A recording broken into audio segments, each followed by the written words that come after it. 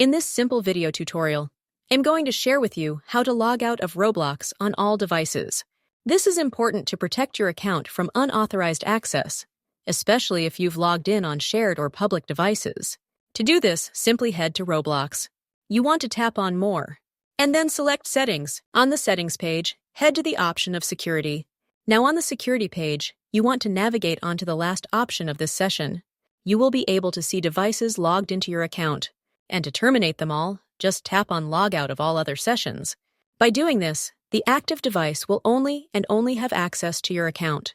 And maybe you can also proceed by changing your account password in case of suspicious logins.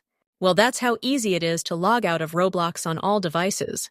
And if you have any questions, just let me know in the comments section down below. Please don't forget to leave a like, share, and subscribe for more informative tutorials like this one.